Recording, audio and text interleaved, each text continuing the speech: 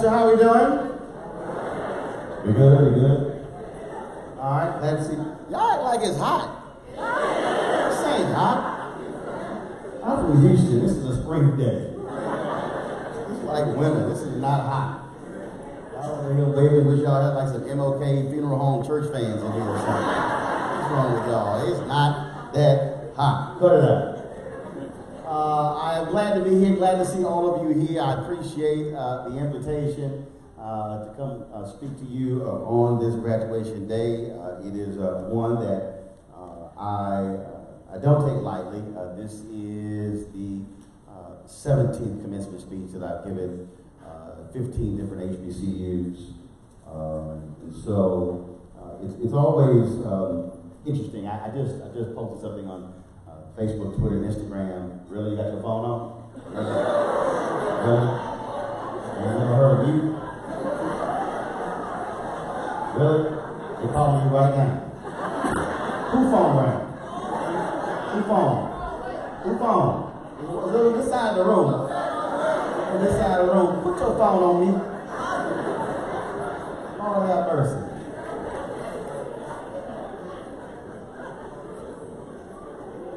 So I posted something a few minutes ago. How many folks even remember who spoke at their graduation? Precisely. I ain't got no clue. I can't remember. I graduated from Texas A&M December 1991. I have no idea who spoke. I don't know who it was. I don't know what they said. In fact, I just sent Texas A&M a tweet like, why don't y'all send me a copy of the speech so I can hear it. And so I always keep that in mind because I do believe you have to give a word that folks can remember. And that's always important. And also, I appreciate the song. But this is like a little too solemn. I'm just letting y'all know, okay? Ain't nobody died. We're not wheeling a casket down the aisle. I swear they told y'all don't say nothing, don't make no noises. And so even though I got a 5:30 flight to LA to catch, I'm gonna need you to, who's on piano? I need you to go back. I need you to play something upbeat. I need you like to crank it up. So I need something I know, cause y'all like, this is like a 7 a.m. church service at the Catholic church I grew up in. So we got to crank this thing up a little bit. I need to have a little intensity. So come on. I ain't here all day now. Come on. 3 hour drive back. Come on. Crank it up. Come on. Y'all want to clap down there? Come on. On me.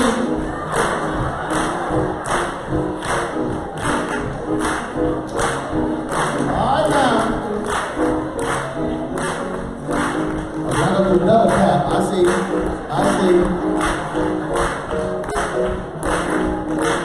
Some of y'all are complaining about walking up those steps, so y'all need to go ahead and stand up. Stand up. Go ahead and stand up. Get on your feet. Stand up. Come on. Get on your feet. Grab your get up. Who knows y'all? Get up. This is way. That's what I'm saying. So I hear some feet stomping. That's what I'm saying.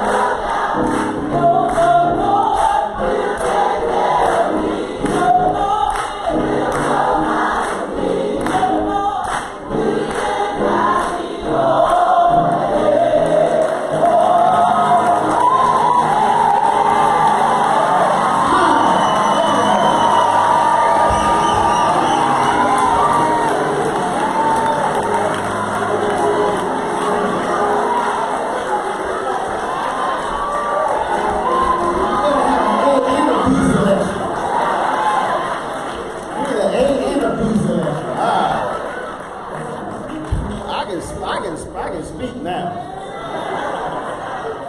All right then. Y'all know the board trustee, like, he done disrupted the whole program. I was reading that Kim Whitley was y'all speaker last year. Y'all probably ran out of holy water trying to. I know she was ignorant last year. Kim, we on video. Kim, we know you were ignorant last year. Kim Whitley is my homegirl. She, of course, also sometimes on the morning show with me. And so it's always, I told him, I said, I'm following Kim. Said, that ain't no heavy lifting. Trust me, when Kim hears that, she's going to be really upset. I'm going to send her a text in a minute just to go ahead and mess with her. But that's how we roll. We always have fun. We always mess with each other. Life is not that serious. Plus, she's a comedian. She can't take a joke. That really ain't my problem. It's really my problem. And y'all actually gave Kim a degree last year? Because I don't think she got the original one. I don't think she got it. So, again, it is good to be here. Good to see all of you here. Kim, do you know where I am? Kim, I'm at the University of Virginia at Lynchburg. You spoke here last year, huh? Commissioner? Yeah. They said you were horrible. You were what? You didn't have the verbiage? So what you said, you didn't pay attention when you were in college initially? Okay, well, I'm actually at the podium right now, so you're on the speakerphone.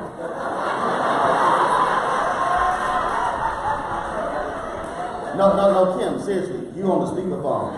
Hold on, I need everybody in the room say, hey, Kim! Hey, Kim! You thought I was lying, huh?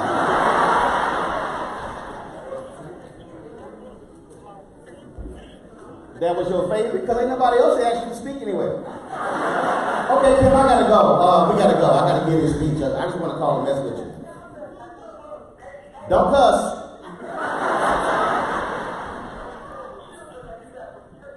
Talk to your children like I got some sense. Girl, bye. All time gonna have fun with that on Monday night. Before I speak, is it Leroy or Leroy, the chairman of the board? Look, Leroy. First of all the alphas in the house. The rest of you little youth groups. Like Leroy. He gonna say he went the wrong way. I was like, what are you? He said, I'm an Omega. I said, stop. You know that's a youth group. You know that. Put a leash on. You want to mess with the speaker before he speaks. Talk trash after the graduation. You're going to learn your lesson. You ain't going to try that next year. All right, let's get down to the task at hand. I was contemplating what I wanted to speak on. I don't write speeches. I wrote a couple once, didn't even read from it. And so I was in the car and I was thinking about what I wanted to say, and it was very interesting in the introduction, the mentioning of being born in 1968. Of course, Dr. King was killed 51 years ago, April 4th, 1968. You mentioned Robert Kennedy, June 5th in Los Angeles, 1968. I thought about that speech Dr. King gave on April 3rd, 1968, the Mountaintop speech.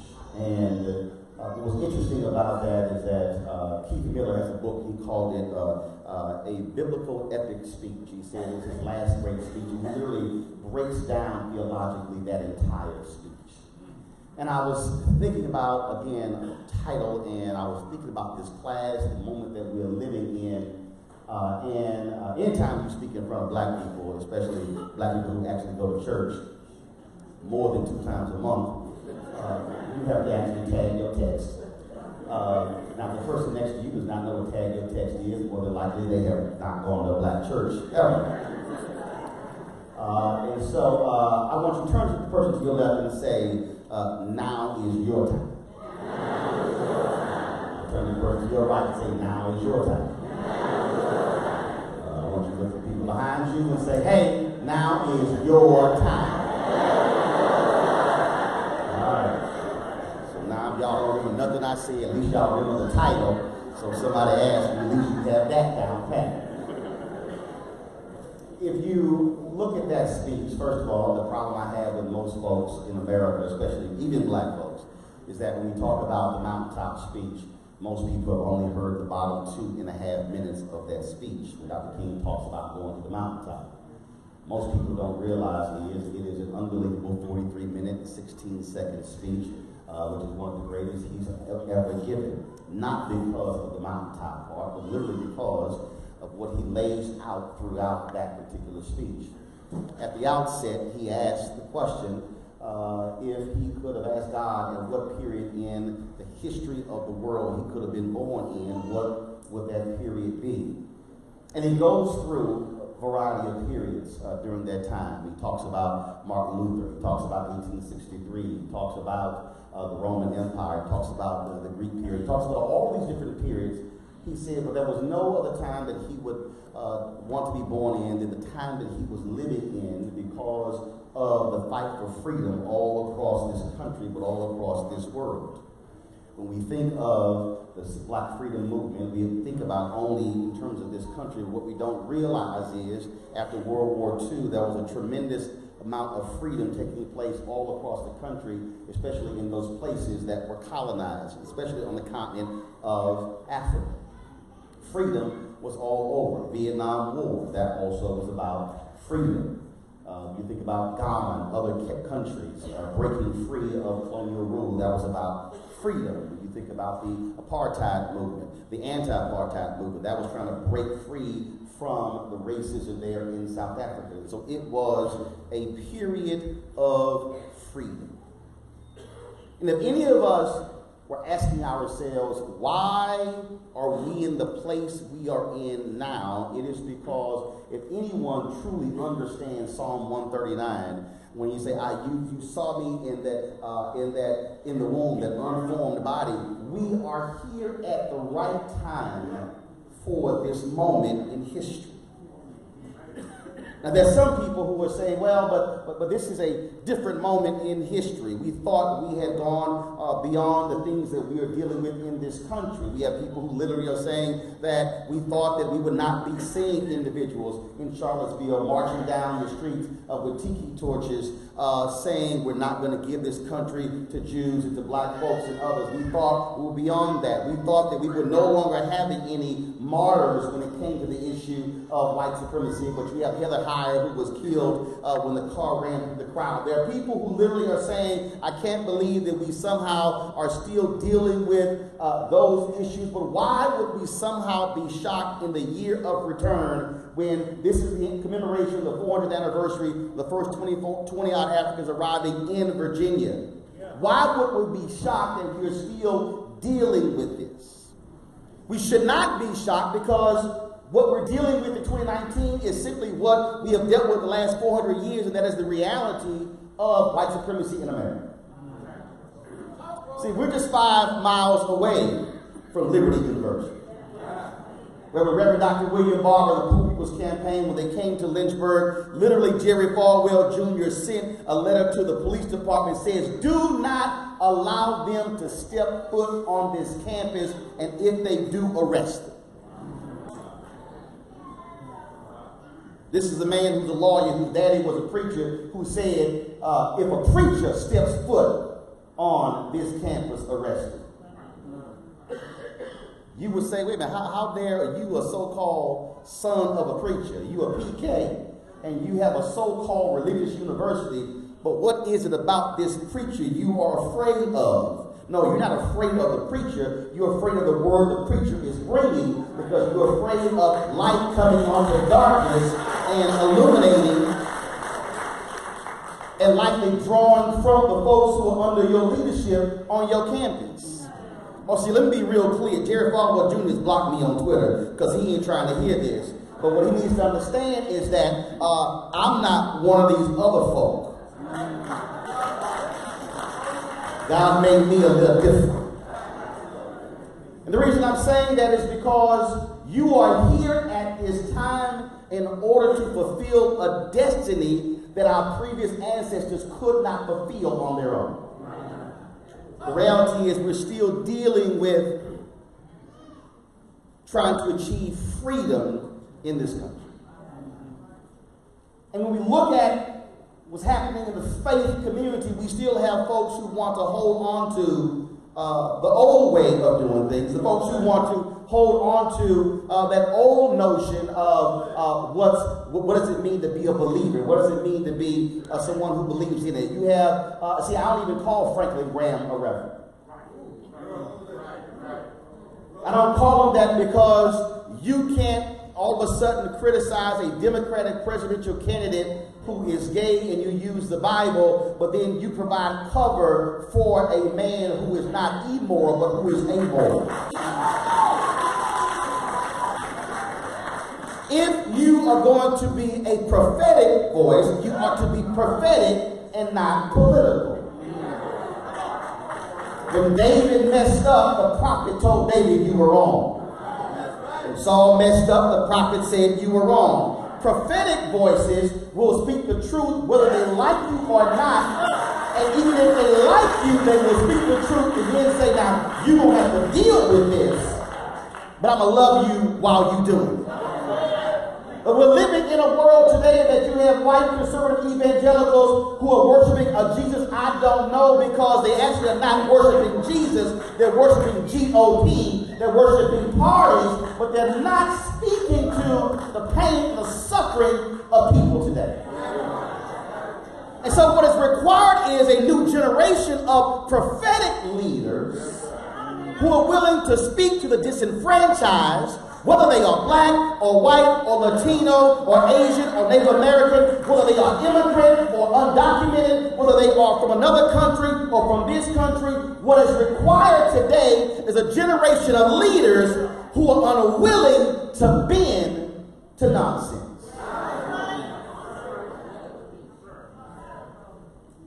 See, we have to accept the responsibility. Here we sit 24 years away from America becoming a nation that's majority people of color. 24 years, by 2043, America will be a nation that's majority people of color. What you are seeing in America today, not by all white Americans, but what you are seeing, this revolt, this anger. You watch the media, they call it economic anxiety. Well, first of all, black folks been broke for a long time. Ain't nobody more economically anxious than us. Jobs report dropped yesterday. They said it's the lowest in 49 years, but the reality is everybody's celebrating that, but the black unemployment rate is double that of the nation's average. The average wealth of a white family in America is around $140,000. The average wealth of African Americans is $5,000. If anybody should be economically anxious, it's black people. If you are a black college graduate, your student loan debt ratio is 2 to 3 times higher than the average white in this country. If anybody should be economically anxious, it should be black folks. But no, you have mainstream media who are saying we need to be listening to folks in red states, people walk around with little red hats. I'm like, no, they should be listening to the rest of us. Because we are seeing people who are operating in this notion of white fear because they are afraid that the morals and the values of the nation are now going to be redefined because the people who are now going to be doing the defining don't look like the folk who used to be doing the defining. See, that's really what we are dealing with. In 2009, I called it. I said, we're living in the age of white minority resistance. I said, trust me, when these numbers become reality, folks are going to say, hold on, wait a minute, hold on. This thing is changing? Yes, it is. You look at what's happening now. 51+% of the kids in public schools are black and brown. That's fact. By 2039, the labor force, in terms of working class in America, will be people of color. And so all of a sudden, you have folks who are freaking out like, oh my God, what about us? Well, you've been running this thing for all this time. And so now all of a sudden, you upset these things are changing. Well, here's the deal. Black people kept having kids. Latinos kept having kids. White birth rate actually dropped. It ain't my fault. Y'all stop knocking the boots.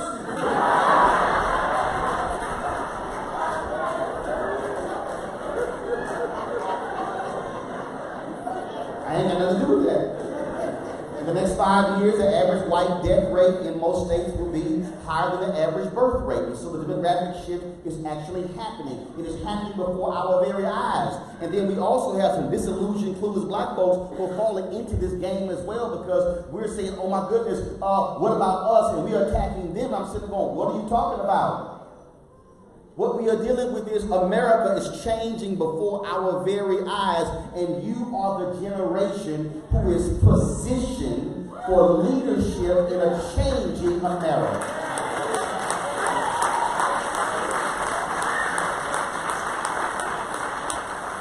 If you are 24, 25 years old today, in 24 years, you will be in the prime of your career. So you will be in a leadership position in corporate America, in churches, in nonprofits, in colleges, universities. And so it's incumbent upon you to present a different worldview, because the world in which you will be governing is different from the world that you have been, your parents and grandparents have been living in, which means it requires a different skill set, a different frame of mind, a different person. And so you are positioned where you are, which is why I say now is the time. Because see, the problem we have is that we have too many folks who are not preparing themselves for the moment when the shift happens. Folks keep asking me, Roland, why do you support school choice? I said, first of all, I support every form of education known to man. Traditional, public, homeschool, private school, online school, I don't care, technical school. If we are learning, if we're being educated, I'm down with it. What I'm not down with is failure. Right. I was just in Sacramento 2 weeks ago dealing with, well, they're trying to cap charter schools there, and I'm looking at the stats where they told me almost 70%, 63% of black kids in the state of California are not proficient when it comes to language in English. 80% of black kids are not proficient when it comes to math. Why is that important? Because there are 6.2 million kids in California. There are 340,000 African American kids who are in California. And if the current stats stay the same, that means when the shift happens, and America is now a nation majority of people of color, black folks will be in a worse position in 2043 than we are in 2019, which means we will be looking like South Africa, that is people of color who are the majority, but literally don't control the economics, don't control the politics, will still be asking somebody else, can I?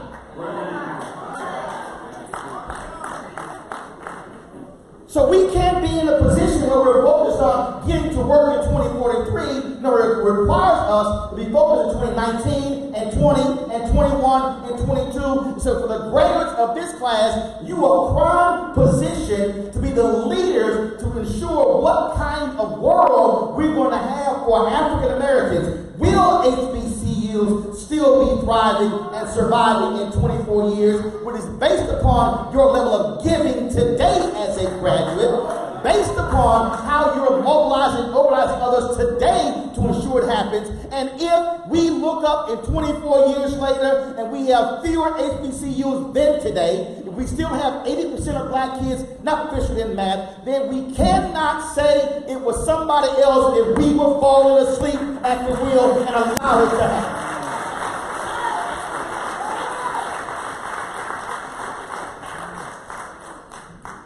Now is not the time for us to be focused on games and playing. Now is the time for us to be completely focused on lineage, future, breaking generational curses.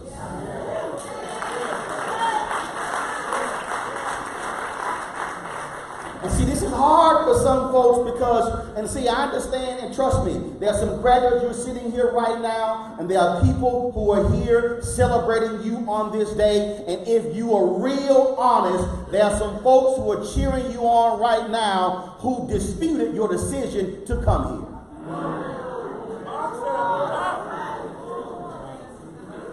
don't think for a second, one of my spiritual gifts is discernment. So for God, the room speaks, God speaks, so don't act like I don't know what I'm talking about. There are some folks who are graduating right now. Your family didn't want you majoring in what you majored in. They were saying, well, why are you doing that? You should major in this. That can generate you more money. That can generate more things for you. No, they were thinking about themselves. That was a selfish act when actually you were operating in God's will as for where you go and what you're majoring in and what you're going to do in your life, because he understood where you were and going to be in 2019. He knew it from the moment you were formed in your mama's womb. Which means that your responsibility is not to live a life based upon what you want and what you desire. It requires you to say, God, what is your will for my life? And it might be in an unpopular position because you might be going against a grandmother or a grandfather or a mother or a father or an aunt and an uncle. But the reality is you got to have the courage to say, you had the shot to live your life. I've got to live my life and do what God has destined for me. You can't live through me. I can't live through you. I've got to do what God wants me to do so I can position my children in order to break generational curse. See, a lot of us call ourselves church folks. A lot of us call ourselves believers. A lot of us say we want things to change, but we're unwilling to truly confront those generational curses in our own family. We're unwilling to look them in the eye. And it requires a new generation to say, that's not going to be me. It requires the next generation to say, no, that will not be my children. And every person who's graduating, I need you to understand that every decision that you make from this point forward has a direct impact on your lineage. So the decisions that you make from this point forward, after you walk across this stage, after you walk out that door, walk down those steps, and go out into this world, every decision you make has a direct impact on what the life of your children's children will be. What is behind you is no guarantee for what is in front of you. You can either continue the path of goodness based upon how your family is, or you can say, this ends now in my family with this generation, and I am starting a new thing for my family. Which requires you to have a different view, which requires you to think about that every single day. See, folks will say, well, that's easy for you because, you've gone through life and, you turned 50 in November. No, understand that that was me at 14. I went to a communications high school in Houston, made the decision to major in journalism at 14. I haven't changed in 36 and a half years. I understood what my destiny was. I understood what my talents were. Folks have come to me and said, you should run for political office. No, God has never told me that. People told me that, well, man, you and your wife, you don't have biological children, you should adopt. No, that's what God told me. We've raised 6 of my nieces on 5 different occasions. God knew what was going to happen down the road. And so if I made a decision without consulting him, then I was walking out of his will. I was walking out of order. And so when you make decisions in his will, his way, seeking his advice, then you understand where you're going. And so when I look at those nieces now graduating, looking at them thriving, looking at them getting better, it was because of decisions that I made a long time ago, not just my own personal decision in terms of my career, but also who I chose as a mate or who I listened to when God said, that's who you're going to marry. What I'm trying to get you to understand is that when we say now is the time, that means that every decision you make Every decision, where you live, the house you live in, whether it's an apartment, whether you buy, the car you drive, are you caught up in keeping up with some other folk who don't even like you, or are you focused on living your best life the best way you can and being content with what you have? Every decision will have a direct impact on what your life is going to be 10, 20, 30, 40, 50 years from now, and what kind of life your children will have, and then what kind of life their children will have. We have to be thinking, living, operating with the understanding of legacy. Walking down the hall and seeing those pictures, and literally seeing the first building of this university. A building, if we were really honest, most of us in this room would not even dare walk into in 2019. If that building existed in 2019, folks in this room would have told the council member, y'all need to slap stickers on that and that needs to be an abandoned building. But the folk who created this were not concerned about how that building looked on the outside. They were concerned about what was happening on the inside and with the people who were being affected on the inside. And so here we sit in May of 2019. You are graduating as a result of folks who went to a building that appeared to be falling apart. But the reality is a building that was falling apart has resulted in this edifice, has resulted in what you are able to do now. So do understand, you may have a life that on the outside looks like it's falling apart, look like it should be abandoned, look like it should be condemned. And God takes something and says, don't get so consumed with on the outside that you focus on the inside and build that and nurture that and develop that. What will then happen, you will have something that will grow and will thrive and will flourish, and then you will look up generationally and say, oh my God, we started with that, look where we are now.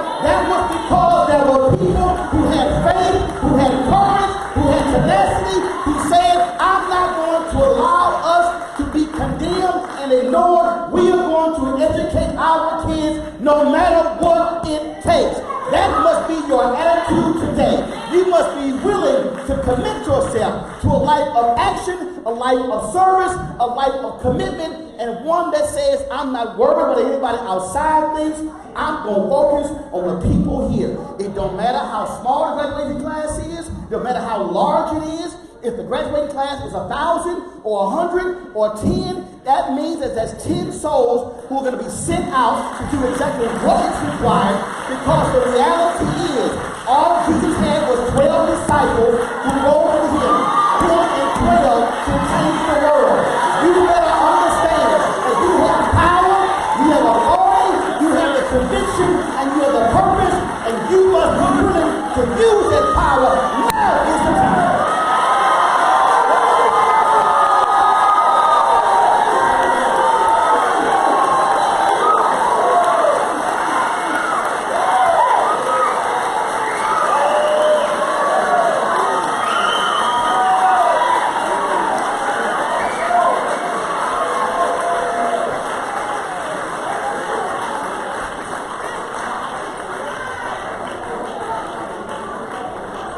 You want to check out Roland Martin Unfiltered? YouTube.com/Roland S. Martin. And subscribe to our YouTube channel. There's only one daily digital show out here that keeps it black and keep it real. It's Roland Martin Unfiltered. See that name right there? Roland Martin Unfiltered. Like, share, and subscribe to our YouTube channel. That's YouTube.com/Roland S. Martin. And don't forget to turn on your notifications so when we go live, you'll know it. You want to support Roland Martin Unfiltered? Be sure to join our Bring the Funk fan club. Every dollar that you give to us supports our daily digital show. There's only one daily digital show out here that keeps it black and keep it real. It's Roland Martin Unfiltered. Support the Roland Martin Unfiltered daily digital show by going to RolandMartinUnfiltered.com. Our goal is to get 20,000 of our fans contributing $50 each for the whole year. You can make this possible. RolandMartinUnfiltered.com. Hey fam, want to check out Roland Martin Unfiltered, the blackest show on all of digital, cable, and broadcast. Check out our audio podcast. There's only one daily digital show out here that keeps it black and keep it real. It's Roland Martin Unfiltered. Press play.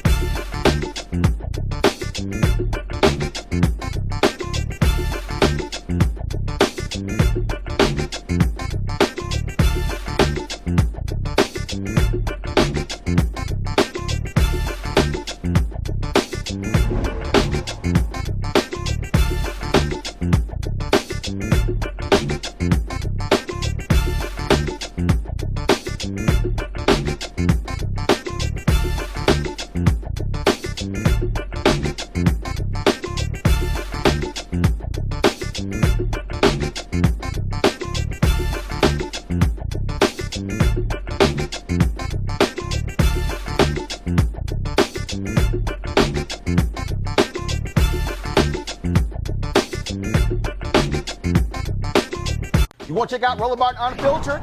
YouTube.com/Roland S. Martin. And subscribe to our YouTube channel. There's only one daily digital show out here that keeps it black and keep it real. It's Roland Martin Unfiltered. See that name right there?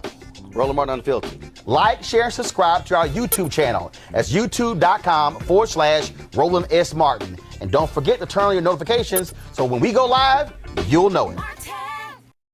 You want to support Roland Martin Unfiltered? Be sure to join our Bring the Funk fan club. Every dollar that you give to us supports our daily digital show. There's only one daily digital show out here that keeps it black and keep it real. It's Roland Martin Unfiltered. Support the Roland Martin Unfiltered daily digital show by going to RolandMartinUnfiltered.com. Our goal is to get 20,000 of our fans contributing $50 each for the whole year. You can make this possible. RolandMartinUnfiltered.com. Hey fam, want to check out Roland Martin Unfiltered, the blackest show on all of digital, cable, and broadcast. Check out our audio podcast. There's only one daily digital show out here that keeps it black and keep it real. It's Roland Martin Unfiltered. Press play.